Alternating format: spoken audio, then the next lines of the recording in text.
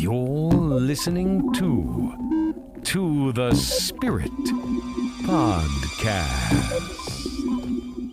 Hi, friends, and welcome to the Spirit. I'm Beck. And I'm Steph. Hi, Steph. Hey, Beck. So, as you know, did you hear the sump pump? Yeah. So like a ghost. I know. Every year I try to go back to New Hampshire with my partner to visit family. This year we went during the fall, and I had the opportunity to sit down with my brother-in-law in a truck in the pitch dark of night and talk about paranormal New Hampshire. That's really cool. Before I go into the interview, into the conversation more, let's call it a conversation. Before I lead us into the conversation, I have to tell you that even though we weren't hearing things with our ears, on the recording it was picking up very strange anomalies. Yeah, I remember you mentioning that to me. I don't know, that to me is just expected with you anyway. That's true. That is true. Doesn't shock me. Trouble follows me. But no, it was weird because we had the heat on in the truck. It was a cold evening, really cold actually. And we just kind of wanted a quieter place to conduct the interview. Not to mention that he does smoke cigarettes, so I wanted him to be able to feel comfortable and have a cigarette. There was no radio on. There was no cell phones around. It was just him and I, a little bit of heat in the truck, and a handheld recorder. The quality isn't the best as far as sound, but in certain areas of the recording, when we are speaking to each other, we're talking about aliens, and we're talking about UFOs, you actually hear these blips and beeps and strange interference sounds. So I want to play that for the audience now. He had a friend of his that actually did work in the radar tower at the Lebanon airport and asked whether or not if they saw anything crazy. Yeah. Like Fire in the Sky with Travis Walton. They make these aliens out to be fucking, dude, watch out. Horrific. You know? Yeah. It's worse enough, man. I mean, people talking about fucking probes up their ass, but that's not what they're doing. What'd you think of that stuff? Oh, it's very interesting. Weird, right? I mean, I don't even really have an explanation for that because usually there would be some sort of electrical interference. Yeah, but you know I don't like aliens, so just the thought of this is pretty scary to me. Like, I wouldn't want that type of interference whatsoever. Okay, so without further ado, today's guest is a UFO paranormal enthusiast. His name is Tom Stebbins, and we are actually doing this remote in New Hampshire. I'd like to welcome you, Tom. Hi, Tom. Hey, thanks for having me. We are here in New Hampshire in the dark skies of night. Now, New Hampshire is known for the Betty and Barney Hill. That is correct. They were a couple back in the mid to late 60s, roughly, that were coming back from a vacation trip from Montreal, if I do remember correctly, and on their way back home. Now, you got to remember, back in those days, I don't believe there consisted interstate systems back then. There was a lot of back roads, a lot of roads that would lead to, obviously, major towns, cities, and so on. So they were on the infamous Route 3, and that would connect you all the way up in towards Canada. But they were heading back home as they approached the White Mountains from their vacation. Obviously, a lot of crazy things started happening with them, which started off with essentially like a bright light in the sky, and they felt like they were being followed. The husband the whole time just kept an eye on this thing the whole way as they were trying to head home. And by the way, home was way in Portsmouth, New Hampshire, which, if anyone knows, Portsmouth is out on the New Hampshire's seacoast. Our seacoast, I should say, is no bigger than, I want to say, something like 50-something miles, possibly. But they're up in the White Mountains, so heading home back towards the seacoast. And as the husband kept on tracking this light, it seemed to him that they were following. And so as the night went on, he would make remarks to his wife, Betty, that they thought they were being followed. So there was a moment where he had gotten out of his vehicle. It did closely approach as well, and he noticed the figures of something humanoid within this light.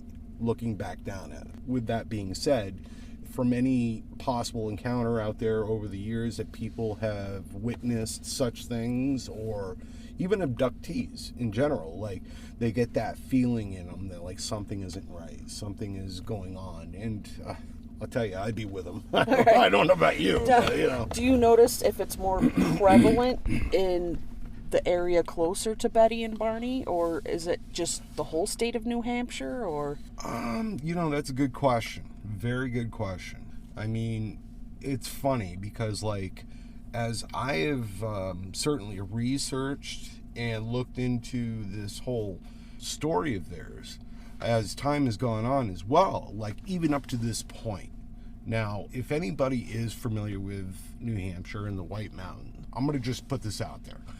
There's what they call an experimental forest that is in the White Mountains. Now, what that is, it's a government-funded facility that is based around forestry, agriculture, you name it. And I actually lived not far from that at one point in my life.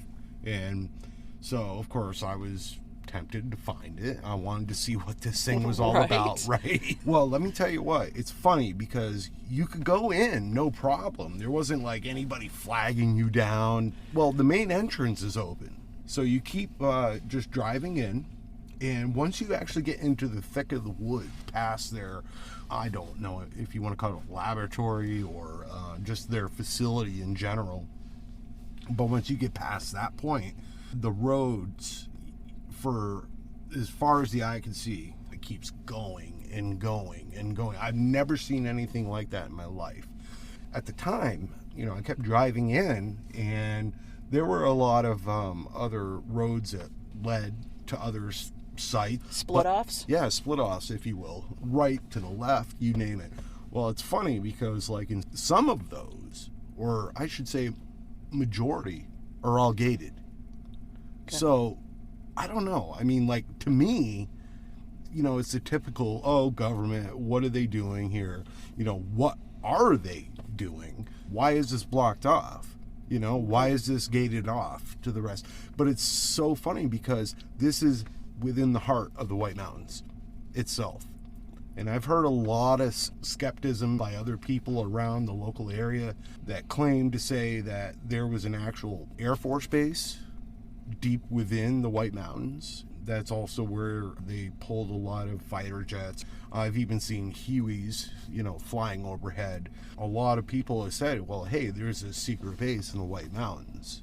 Now, I couldn't honestly tell you if that's true or not, but yet it kind of makes sense when you think back at this whole Betty and Barney Hill situation, too. Right. It was held within the White Mountains. What's there? You know? Yeah, and why would it just be in the middle of a forest? Mm-hmm.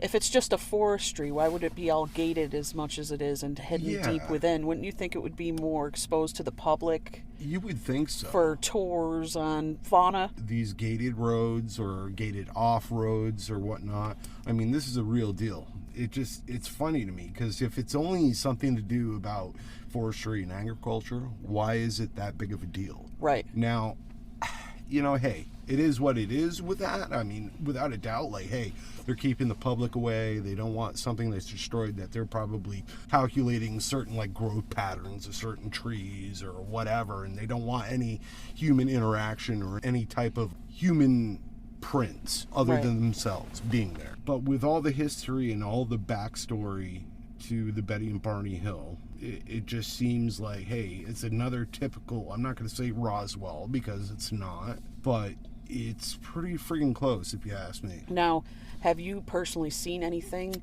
out of the ordinary flying around up there? Within that area? Yeah. Yeah, without a doubt. Good friend and I, at one time, that I was expressing my interest with this, and he was the same way. You know, when you're up in the White Mountains, there's no huge cities or massive towns that block out the light of the stars. Right. And you can see everything. I mean, it's amazing. It's the typical, like, you're out in the middle of the desert somewhere, you know, no lights. Everything is right there in front of you. Because of that, certain things certainly stand out a lot better than they would otherwise, right? Yeah. And don't get me wrong, I know the difference between seeing a satellite in the sky versus, something that's possibly paranormal or unidentified, things of that nature. So one can only guess and think to themselves, what is this that I'm looking at right now? Right. And there's history behind that, like I said, the Betty and Barney Hill. Now I just want to get back to that a little bit. Okay. Talking about exactly what the next thing was. And they continued to drive home after witnessing what they saw. And they were scared for their lives. That's when everything started going into overdrive. And so Barney, he's hitting the gas, running down the friggin' roads and turning, trying to outrun this thing that they see, when all of a sudden they turn down this one other road, and boom, right there is the light of the UFO. I mean, it's not just the light. I mean, they are parked on the road. They can't go anywhere at this point. So they both got out of their vehicles, and right there alone, the typical, like, if you've seen witness shows about UFOs and extraterrestrials, or movies even, it's like they got out of their vehicle and all of a sudden they were like controlled, mind telepathy type stuff. They were guided into the ship. And so from there, basically, they took off, and from what I understand, the ship made its way into outer space, if you will, just outside the Earth's atmosphere and such. Oddly enough, Betty was the one to wake up out of the two and got to essentially see what was going on. She realizes, obviously, she's not in their vehicle. An alien approached her and started talking to her, once again, telepathically. Told her that, essentially, that, hey, listen, we want to let you know that you are safe. You're not in any harm. But they didn't really give her an idea of why they were doing this. One approached her and asked her whether or not she understood. It was a star map of the galaxy they were pointing out to her, and they asked her, say, hey, is this anything you recognize? She said, no, not at all. And I want you guys to remember this, because this will come back up later on in this podcast. So they realized that she had no knowledge or no reference to this star map, so they just kind of let it go. In the meantime, she turned around and saw her husband laying on essentially like a medical platform, a bed or whatever, and he was being studied. They had apparently a crazy conversation, meaning the extraterrestrials and Betty. Now, if you're wondering exactly what the extraterrestrials looked like, it is the cliche gray aliens. Talls or shorts, do we know? There were both. Okay. Now, the shorts were the ones that, if I remember correctly, the shorts were the ones that were doing all the work, and the taller one that was there was the one that was asking her the questions and talking to her. If I'm wrong with that, just look up your history with that. I mean, it is there on the internet to read. So as time's gone by, all of a sudden, both of them are back in their car, and, ready for this? They were in their driveway in Portsmouth, out of nowhere. And again, typical time lapse happened. Many abductions. People have always mentioned this. They looked at the time on their watches and realized, where did the hours go? Right. And they didn't think much of it after that. They just kind of were like, all right, something happened, but we're not talking about it type thing, like, hey, something's weird about this, Well, this is when it gets a little freaky, guys. Now, even back in the early, mid 60s or late 60s when this happened, Barney, he was complaining of, if I remember, a spot within his, I think it was either inner or outside of his thigh. He had gone to the hospital and so on, and was x-rayed, and the doctors realized there was something under his skin. So from there, he ended up getting it removed. Of course, recollecting back to that point of when they were abducted, He brought it up to some officials and so on, but they tested that. What was removed? It was a foreign, essentially like a metal alloy of some kind. Okay. And it was very tiny, but it wasn't, it was probably no bigger than, say, I don't know. Grain of rice? It was bigger than that. Let's just say maybe even triple the size. Okay. So they tested the metal and found out that it did not show any type of element here on Earth. So that alone brought up a lot of questions. Because of their time lapse, they started bringing up a lot of bits and pieces, almost like a backstory of sorts, little visions that they remembered, but at the same time they couldn't remember the complete walkthrough of everything. They eventually were hypnotized. They were able to bring up everything from the abduction, and that's when it started really getting freaky, because the other part of this was that Betty, she mentioned this star map again, and because of that, they asked, well, when I say they, it was like hypnotists, government, whatever. They wanted to see whether or not she could also recreate and draw this map out. From what she remembers, she drew it all out, and then NASA was involved with all this, by the way. And they took this drawing of hers. Somehow they were able to study it, they were able to figure this out, and what's nuts about it is that somehow NASA was able to take what she drew and actually figured out this was a map of our actual galaxy that we and they reside in. I'll tell you what, though, look it up. It really will blow your friggin' mind. Yeah, from there on out, they explain their story. As a matter of fact, when it comes to American history with abductions, they were the first recorded incident in all of the U.S. of it. It's crazy to know that, here I am. I'm born and raised right here from New Hampshire, and that's essentially right in my backyard. Yeah. That's crazy. If anybody ever gets an opportunity to visit that spot where they were actually abducted, and I know you've been there, yes, Beck, and there is almost like a monument, like a tribute, to that. Just like in Roswell, there is your gas station, and it has this little waving alien out front, things like that. So, but very, very cool stuff. I mean, without a doubt, very cool stuff. When I was a little kid, I always believed in UFOs and aliens. There was always something about that not only intrigued me, but, it's hey, we're not the only ones out there. Come on, guy. Right.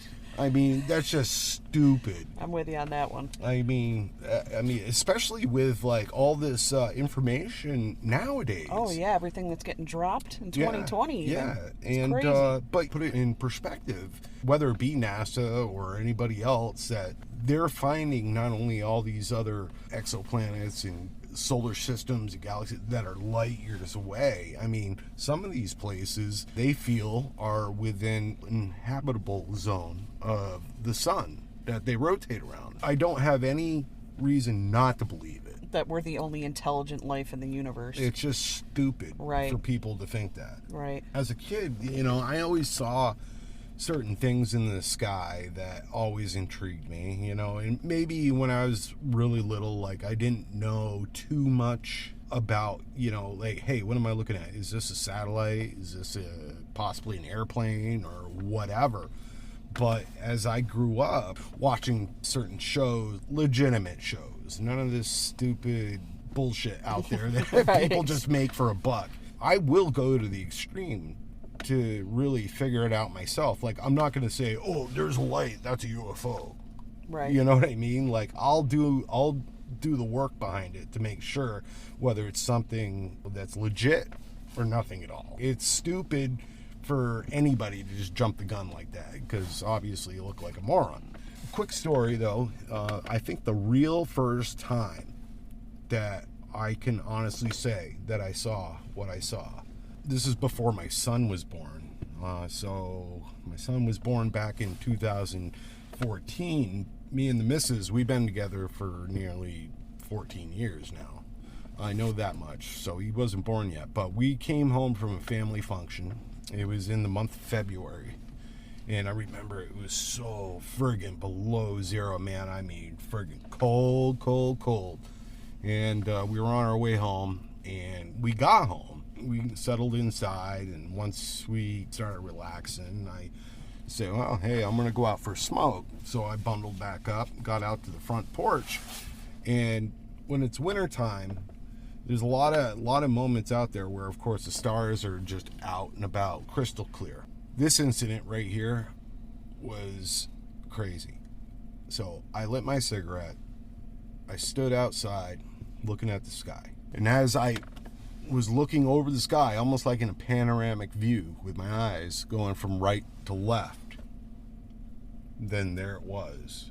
And it was an orange orb that was essentially like just stationary in the sky.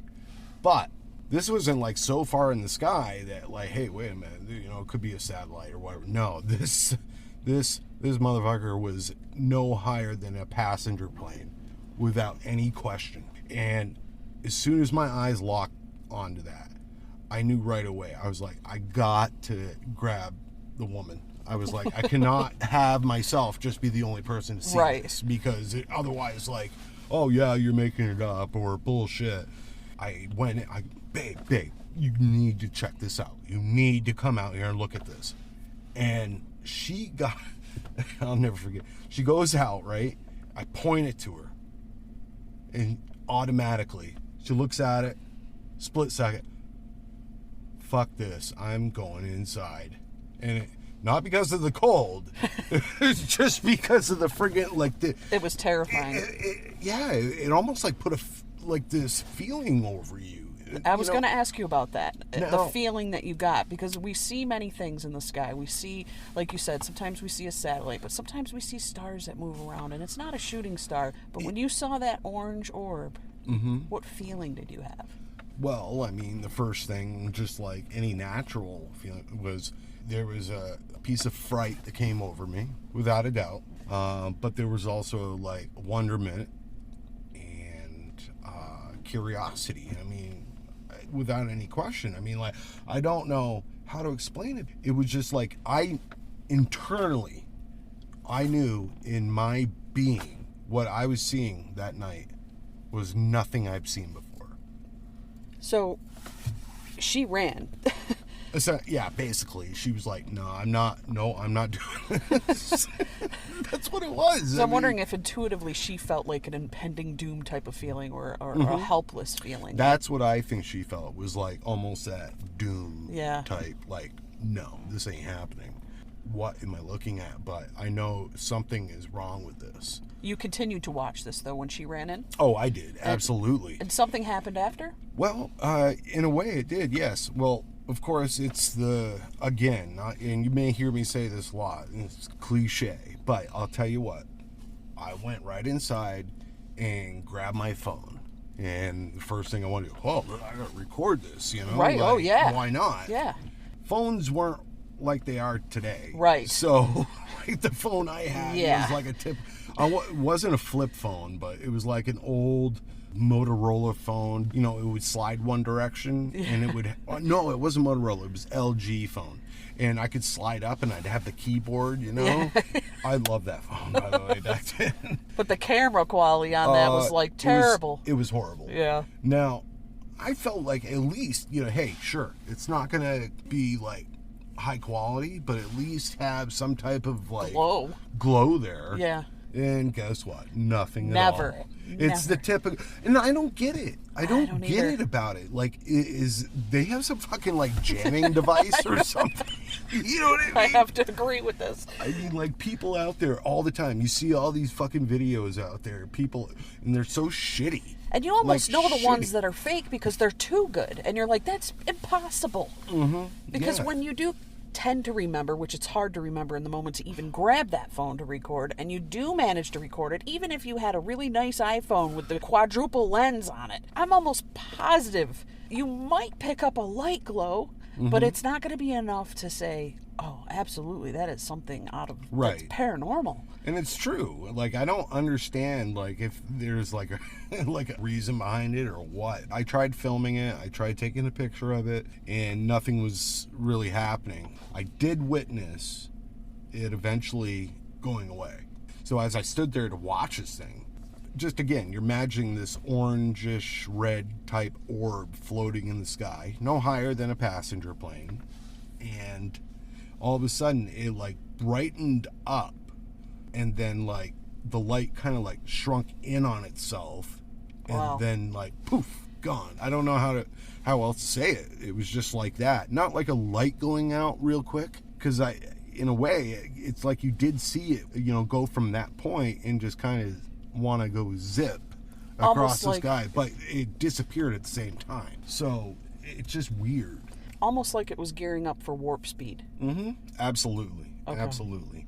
But I will say this, because as I've gotten older and again, gotten more involved in what I'm doing and seeing and so on, the next thing I did after that, guys, and I'm sure that anybody who's that enthusiast knows of MUFON. Right.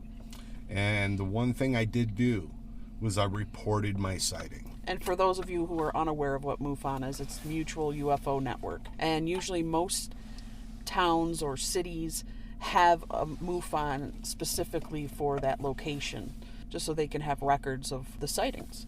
That's right. I put my whole experience right then and there, right into their database, and it was logged. And just out of curiosity as well, like I also, after jotting that into their database, I even went back like a month or two later just to check it, and it was still there. And what's cool about the MUFON is that it takes where your location is when you jot down these things. And if you or anybody else on their site looking at these experiences people have had that they logged into their database, they have the Google map, if you will, or a map of their own that you can circle around the world with and pinpoint these experiences. Did you notice when you logged yours, were there any other reportings? Actually, that's funny you say that. That is funny you say that. And thanks for reminding me, because I totally spaced about this. But within the same night, there were not a lot, but at least 2, if not 3, that I recall within New Hampshire alone. Now, I'm not saying they were right in the same town.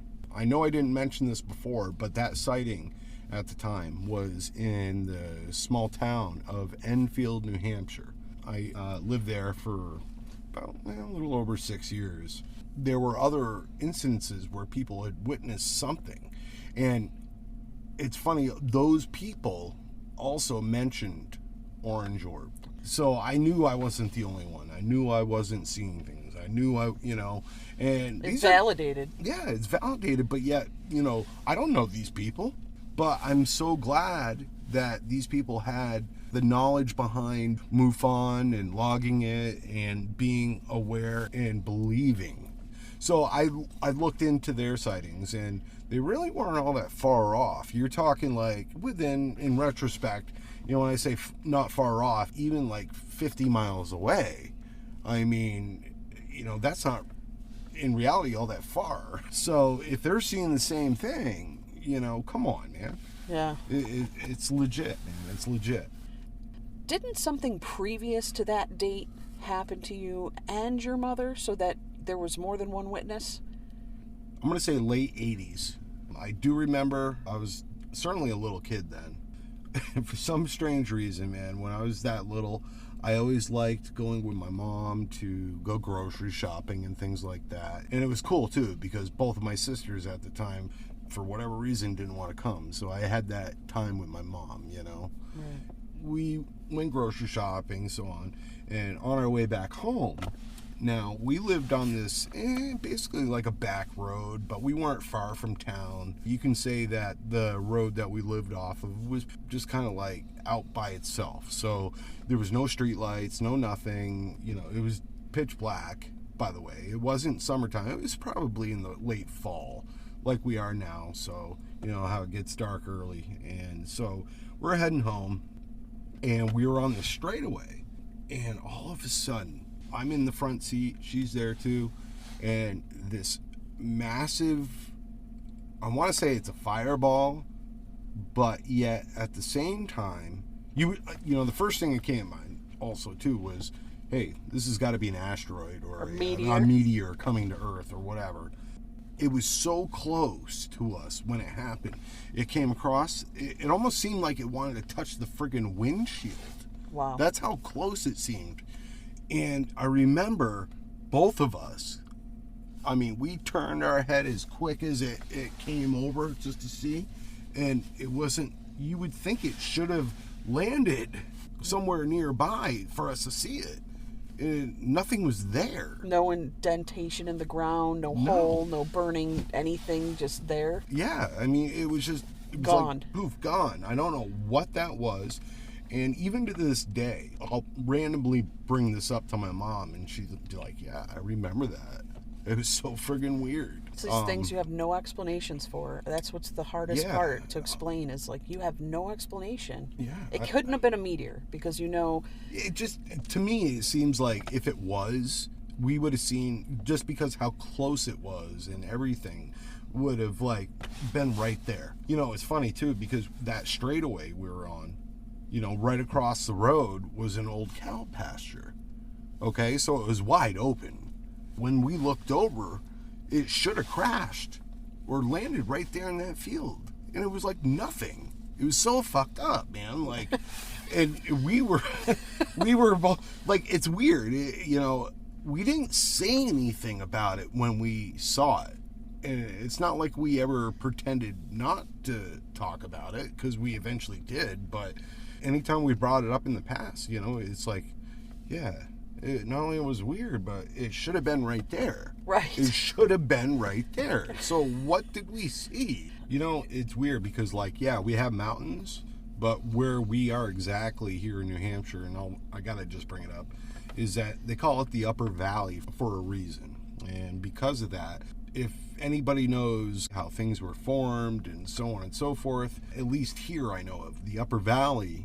Now, if you're smack dab in the middle of the Upper Valley, you look to your right, your left, whatever, and you see these gigantic, I don't want to say hills, but like you see the horizon on both sides of you. It's like these big walls, like, you know, a valley. You know, I'm not, you know, not to say people don't know what I'm talking about. Think about it this way, which is really cool. Way before us, I'm sure, as a species, there was a massive river that came through here, and that's what shaped valleys. But anyway, going back to all that, though, is that I know for a fact I'm not the only person. I certainly bring this subject up a lot. I may not exactly tell my story, but I will say, no, I'm a believer. Not just deny the fact, being there and seeing things for myself and seeing things that have made me, I'm aware, I know, I've seen it. It's like, I know it's real. Good majority of people all of a sudden will open up to me. There were a few people in my time so far that have actually just, yeah, I'll tell you, but I don't want you telling anybody. I ran into this one fellow. He told me his story, and because I brought it up, it's like it gave him a pass to tell me his story. But otherwise, he never wanted to talk about it because he felt like, you know, okay, it's a typical, oh, you're crazy this, crazy that. From what I understand too is that in the beginning, when he did see what he saw, he did try putting that out there, and of course people, oh yeah, whatever, you can't explain this. There is a lot more paranormal than just UFOs, but I believe this may tie into something within that realm, possibly. And I'm speaking of... They call it the New England Stonehenge. And the reason for it, though, is that, yeah, there is a lot of... it's not natural formations, obviously, but if you see it, they have intricate places set up around this, I want to say, a few acres of land that typically... What has been suggested is it's a way to calculate the summer and winter solstices and so on. But there are some really crazy things that are suggested about the rest of this site. One of them being, as people call it, the sacrificial table. Now, don't quote me on this. I have been there, though. This huge rock that resides right within the center of this whole place. People have claimed that, yeah, one, it was used as a sacrificial table, or actually other suggest that it's some way of measuring rain for like weather reasons or whatever.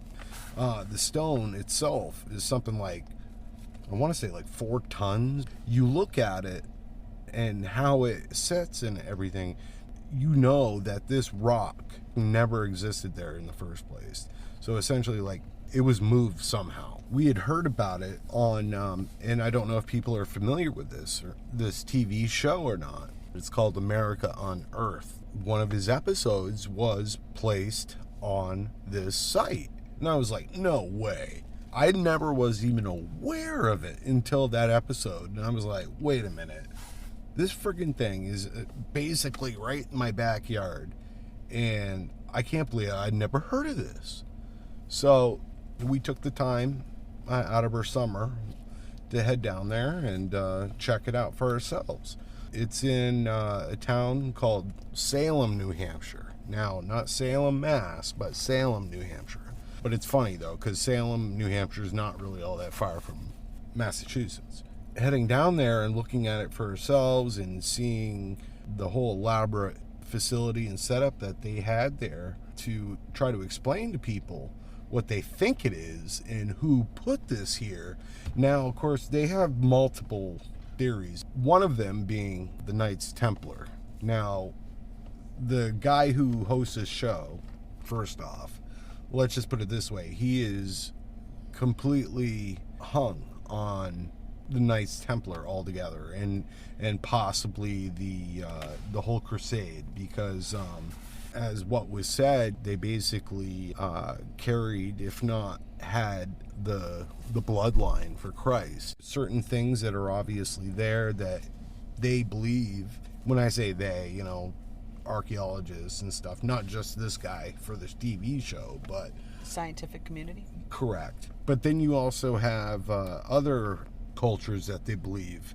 One also being the Vikings, which of course is without a doubt the Vikings came here before Columbus. There's no ifs, ands, or buts about that. There was a lot of things that remained after the Ice Age, completely, that tied in a lot of travels, if you will. There used to be like basically like an ice bridge that connected Upper Europe into the North Americas. And they feel that if the Vikings came here, that's how they came over in the first place.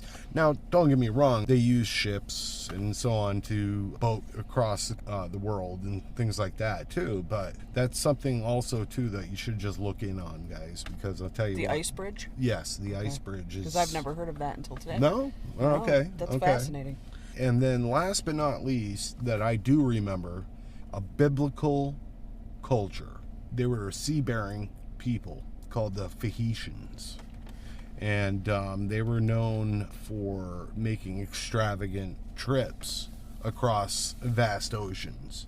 The thing is, too, is that they were also, I believe, proven to have done this, you know, in making their way across. When you start looking at other sites across the world, especially between big areas of water, you know, like, how could this be, especially back in those times? But yeah, very interesting place. There's a lot of cool things about it. It definitely, though, the one thing they do get right with this whole thing, as I brought up earlier, was the solstices of summer, winter, and so on, or equinoxes and things like that, because they have gone through the trouble to actually see these happenings. As a matter of fact, this time of year too, I do believe, going into the winter, they actually have crowds of people that show up to that site in honor of the next season, or the solstice or equinox. For celebration? Yep, for celebration, absolutely.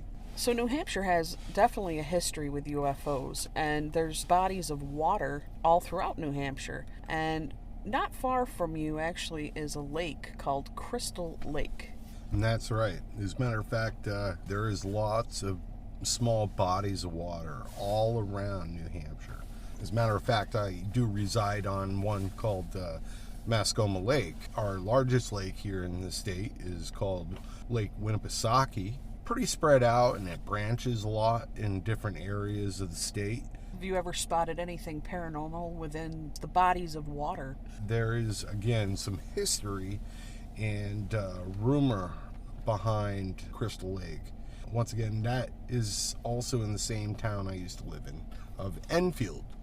It's not exactly all that large of a lake, but in the center or somewhere within that lake, people have said that the depth at one point in this lake goes as deep as, I do believe it goes into the 80-foot-ish range, whatever. And so, but people have certainly said they've witnessed certain objects coming in and out of the lake. I actually, at one point, was like, well, okay, well, maybe I'll research it and look into it a little more. Googled it, and some type of literature written about it alone had some weight. And so, like, because of that, it just makes you kind of wonder. It's so odd, too, because I don't know about you guys, even though I have thoughts and perspectives of my own that match a lot of people around the world, you know, with the belief of UFOs and aliens and stuff, but what kills me the most, I suppose, is, wait a minute, it's right there. Yeah. You know, it's down the fucking road, man. And I'm just like, man, I'm going to say out there, based on what all my research, too, I mean, there are supposedly good aliens, too. Just like humans. I think there's good and bad. I don't know if this is 100% real. I can't quite remember, but okay, I brought up to you earlier, Majestic 12, Blue Book, all that stuff, but somebody also recorded overall race of aliens. There's something like, I want to say, like maybe between 15 to 20 of them. It's probably even more and than only that. Well, you're right. There's probably it's just more what's than that. documented, right? But yeah, and this supposedly was around, this document was around for quite some time too. With all the research that I've looked into, it's fucked up to me that it's always, okay, you got the cliche grays out there. Yeah. Those are the only ones people have ever seen, you know, and guess what? They're fucking bad guys. You know what I mean? You know, watch out for I've heard people talking about those praying mantis ones too. That's true. Yeah. They say that they're all enlightened and stuff, or doctors, or... So, before I lose this thought, now I remember also why the bad aliens come after us. Why is that? Okay. Is this a theory of yours? No, it's true shit. Look it up. Okay. But, so, what was the dude's name that supposedly was digging holes for fucking U.S. government? And he got blasted with a beam, burn all of his fingers. Phil Schneider. Correct, thank you. Yeah. And so he was involved with this, on top of the fact of trying to figure out, you know, what they're doing with us. Now, apparently, the gray race aliens want to kidnap our species, and typically, if I do remember, kids especially, because there's am I saying it right, like pheromone or something that is perspirated out of a human being, okay, that comes from fear, okay? So adrenaline. Yeah, well, it's not just adrenaline, or there's something that's even more complex than that. Okay. That they feed off of. Okay. And that's their source of food. I know it sounds so sci-fi, but... It doesn't, though, because if you think of it in a paranormal perspective, as far as ghosts go, the theories are that they feed off of our energy. They feed off the energy of electronics and batteries. They drain them for energy. So why wouldn't another species drain us of an essence or something that's physiologically a part of us that they feed on? Just their food. I mean, if you think about it, what are they eating? They don't even really have mouths. No. You can't see them taking a bite of a burger. Well, even their fucking nostrils or their ears. Right. I mean, the only thing they got going are those big ass eyes. And yeah, dude. And they're pretty pale, so it's not like they're hanging out in the sunlight. I know. And then, of course, too, like, they claim to say that those motherfuckers, or, you know, there's other people out there that say this, that they are a race that came from us. Yeah, they're the future us. The future us, yes. And what do you think about that? I don't know about that. I tried to go down that little rabbit hole in my mind, and I thought, all right, if you take a human being and you throw them into space, what's the first thing that would happen, right? Well, first of all, you start losing your muscle, right? Like astronauts. Okay, now you're adapting to like, it's dark. You're not getting sunshine. Mm-hmm. So your eyes, through time, are going to start getting bigger. Your pupils are going to dilate, right? Like they would in the dark. Mm-hmm. So you get these big dilated pupils. Your skin coloring is going to change. Your pigment's going to be lost. You know, instead of a jaundice, you might go into like a gray color. Yeah. Almost like you're dying in a way. But this new breed is coming out of the human race. So things are going to have to change to adapt to the space pressures, let's say. Mm-hmm. So I thought about that, and I could see how things could go through a natural mutation as a human being to adapt. Right. I mean, I can see that. I mean, obviously, over the course of however many, it's got to be millions. Way in the future. I mean, you're not eating food. You're using an alternate energy source, so you're not going to be fat. You're going to be slim. There's also that theory that those small grays are robots, or that I've heard something like that too. Almost like droids programmed to go in and do a job. Yeah. It's like every time I heard that, I think of communion. I also think of like a beehive. Yeah. You know, of course you got the drones and the queen. That makes sense. But maybe not to that extreme. But like they definitely have that set. That unity. But yeah, man, that's fucked up. So we've covered UFOs and different sites around New Hampshire that you've seen yourself or been to or heard stories of. But let's shift into the Shakers. They're a big part of this area. Yeah, they are. Now, who are the Shakers exactly? They're kind of, when I think of Shakers, I think of people that came over on the Mayflower. Pretty close. Yeah. I mean, I know they're famous for their furniture, right? Their furniture building, the Shaker furniture. Well, yeah, Shaker or Amish. The Shakers, they, once again, built furniture and such. They believed in hard-working lifestyle. The Shakers, here we are, once again, Enfield, New Hampshire. Seems to be like a fucking hot spot or a boiling point for paranormal stuff. There is a place here in Enfield called Lost Let Shrine, which is just outside of the Shaker Inn or the Shaker Museum. We got a guy by the name of Caleb Dyer. This was during the French Revolutionary War era. So the story has it is that there was this family who consisted of, I do believe, 2 or 3 children. There was no mother to be had. She had passed away, apparently. So there was a father and his children. Well, war called him, and he had to leave his family. And he gave essentially like the okay for this gentleman who actually came into the Shaker community as kind of a religious type person. He was given the permission, respect, the job to watch over his children, this guy. Well, the war continued for a long time, and within that period, Caleb Dyer and this guy's children started growing closer as like a family. So as time went by, and the gentleman who went off to war, he came home, realized this. Hey, I'll be honest, if I was a kid and my dad was off to war and that's all I had for a parent, and I had no real bloodline parent, there, your affection may turn on to somebody else, you know? You're looking for that safe, comfort. as a kid, Yeah. Well, the father didn't like that. What next? Boom. Caleb Dyer ended up getting shot and killed.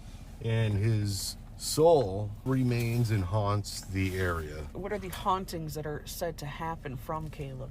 Well, I think it's more of just kind of like you got a guy that walks around and just staring at people and things like that. Yeah. No. there was one of the ghost hunting TV shows out here. I think it was the ones that they called themselves Taps. Ghost hunters? I do believe. Yep. Well, they came over and actually did an episode at the Shaker Inn. And within their time spent there, they deemed it haunted. Yeah. So I think I remember that episode a little bit too. yeah, I'll tell you what, man. Just once again, being that small town local boy, man, and having shit like that happen around here, man, it's crazy. I don't know if this is like a melting pot of any sort for paranormal or UFO activity or something. Like, there is a lot of history in the area to begin with, but what's drawing this shit here? Yeah. Why is there... Do you think because there is a lot of UFO activity and a lot of kind of secretive things going on that maybe that amps up the paranormal in general? It's possible. I mean, I've heard of, places that are haunted before where, let's say, people are living there and they're promoting a lot of negativity or a type of energy, and it gets the spirit going off the walls, right. you know? That could be a reason. Within my life here and just hearing all this stuff, it amazes me, and still to this day, I keep finding more and more stuff. And especially other people's experiences, people that want to open up and share their experiences with me. My son, right now, he's 6 going on 7. But about a little over 4 years ago, we moved into our new house. And there was some history behind that as well. I found out the family that actually lived here at the time, when it was brand new, their last names were the Smith. Ironically, these people were the grandparents of this guy that my mother used to work with at her job. There was some conversation about it one day with her and her coworker. He put it together knowing, hey, wait a minute, they're living in my grandparents' old house. That's crazy, right? Well, come to fucking find out, this guy, the grandfather, passed away in here. And he never left. And there's some reasons probably behind that. Now, there is a shed outside of the house that also I noticed we have electricity and we have a workbench and so on, like within this shed. Well, come to find out, this guy's grandfather loved to do some woodworking, and he spent a lot of time in this shed. He did a lot of, obviously, various projects and so on. Well, when we first moved in, my son, between 2, 3, a little, halfway between 3, maybe, give or take, he started telling us certain things he was witnessing around the house. And the first incident was that he sees a guy, he calls him the black guy. That's scary. I know it sounds... Not in a racist way, but probably in a shadowy way. But yeah, but to get clarification, we still ask because you never know. And no, he said he was just black, like he dressed black and whatever, but you couldn't see his face and whatnot. Well, the first place to see him, he said the black guy came out of the shed. Now, what's crazy about that, though, is even after telling you guys that we knew this guy's grandparents lived here, we didn't know that at the time.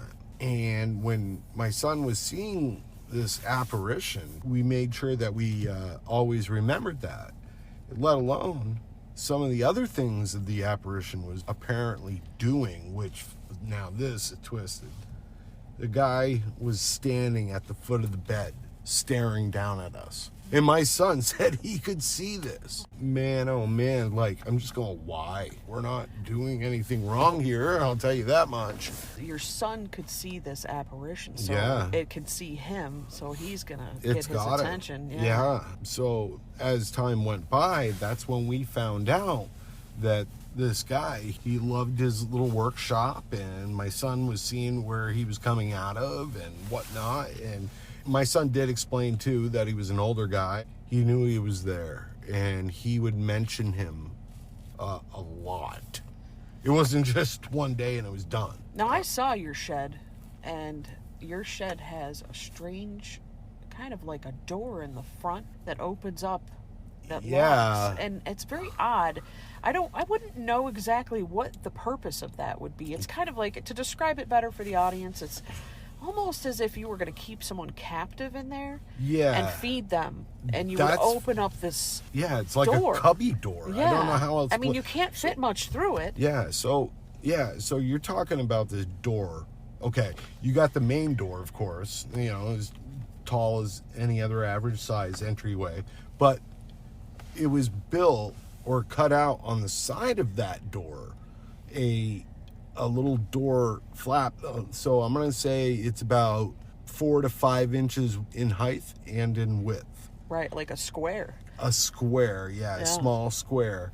But what's weird is, like, there was like a piece of glass or plexiglass that's also in the center that you would, okay, there's glass there, so you can look in. No. It's spray painted black on both sides. Right. That's what's messed up.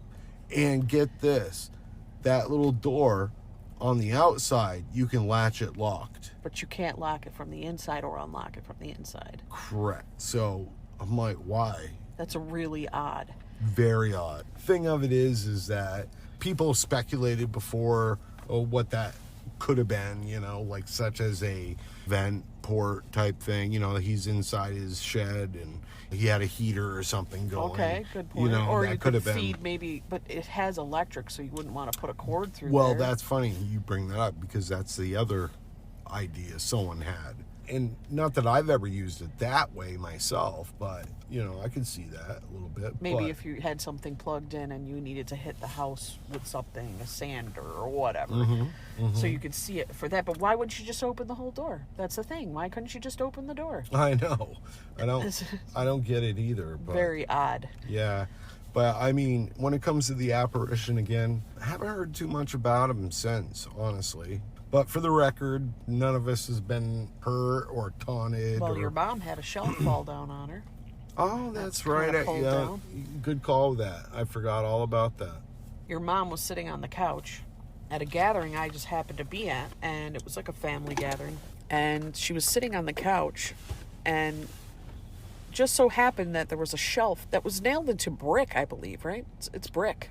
It looks brick. Okay. But it's more for show. It is like your Drywall. Typical drywall. Okay. But it seemed sturdy. It was up there. It just came down and hit her right in the head. Yes. Interestingly enough, a brother-in-law, just basically got up there and checked the nails that were holding it, and the nails were not bent down. No. Which means that whatever did that had to lift it up off of the wall and drop it on her head. Yes. So... And just to put this out there, it wasn't like anybody was jumping around, and this just, boom. But this ties into this man, because she worked with the son of the man. Correct. And wasn't there a little bit of an altercation? Yes, there was. There was some kind of altercation at work, typical drama, bickering, blah, blah, blah. They had some type of dispute. It's funny that you say that because it makes perfect sense in a way. Maybe it's grandparents looking out for the grandson. Right. Now, the one thing I do know is the grandson lived here. So, as far as him having his own parents, other place, staying, I don't know. That affection or that fatherly type of relationship, might have still been there. And I think that he saw your mother and thought, I'm gonna get her. Yep. And that makes perfect sense to us. Yeah. Otherwise, like, why? Yeah. Especially if you do believe that it's paranormal. Once again, nothing else could have made that come off the wall like it did. Right. We checked it. It definitely was not yanked down. It definitely didn't fall on its own. Right. Because you were able to hang it right back up, and it was sturdy, solid. Yeah. It's been up ever since. Right. And you know what's weird, too? Is that my mom doesn't even work with this guy anymore. It wasn't their choice. It was just the way the future predicted itself. But they don't work with each other anymore, and my mom's been over here other times, and nothing other craziness has ever happened. Now... Is it over? I don't know, but I will say this, is that things are pretty easygoing here, It's not, calm down. Yeah, I mean, I wouldn't say this place is so haunting that, you can't live here. Exactly. Yeah. Exactly. But if it's not one thing, it's another in this area, and there's definitely plenty of history and plenty of backstories to it all. Well, Tom, I want to thank you for your awesome stories, for a little bit of history of New Hampshire. Yeah, you're welcome. Thank you for being on the show. Yeah, what a pleasure, by the way. You know? Until next time. To the Spirit Podcast. Supernatural Science. Aliens. I'm ghost. Psychic. Mystic. Spirit. Divine Source. Heaven. The dead. It's magic.